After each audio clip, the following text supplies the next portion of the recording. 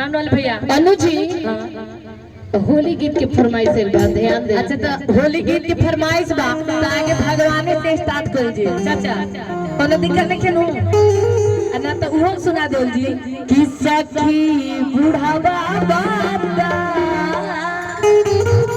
ये नहीं थे रुके बाकी कहे के बा कि पनिया लालीला कि ए गौरा हो मोरो के जाए कि पनिया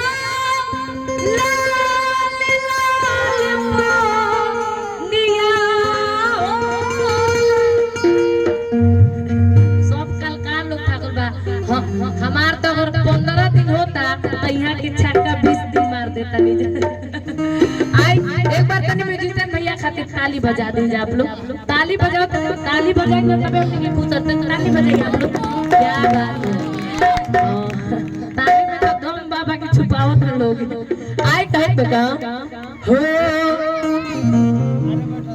कि पनिया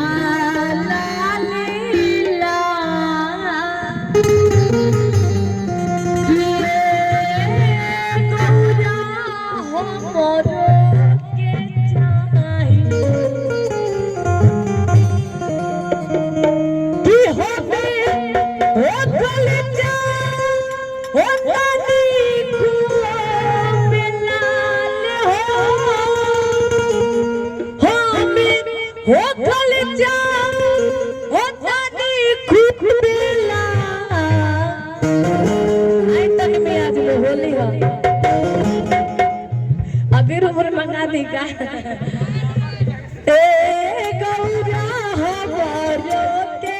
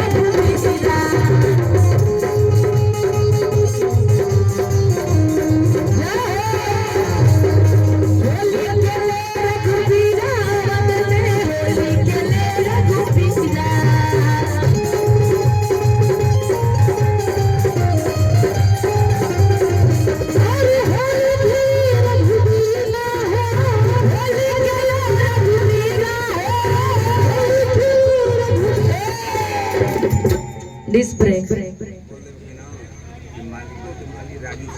मालिकों के मालिक राजू सिंह जी के तरफ से। अच्छा ये के मालिक है, ऐसा बुझाता कि 2-4 रात से सूतल रखी है के। आई राजू सिंह जी के तरफ से बहुत सारा पुरस्कार बा। अनु पांडे की तरफ से आपके बार बार प्रणाम बा, आशीर्वाद के चाहना बा। आई बहुत सारा पुरस्कार बा। आई एक बार तनी भैया खातिर ताली बजा दीजिए, ताली बजा दीजिए चाचा। होली खेले रघुबीरा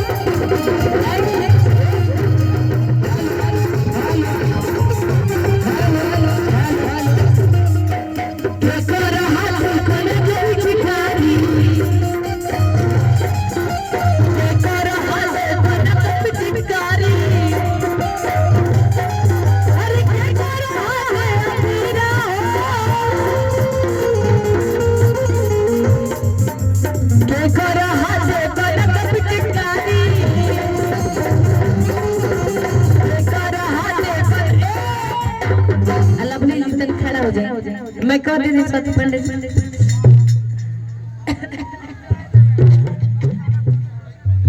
रात में भी कार्यक्रम में जाए के बाद हम चाम के 2-4 का गाना साथे गाली है। के कर हाथ कनक पिचकारी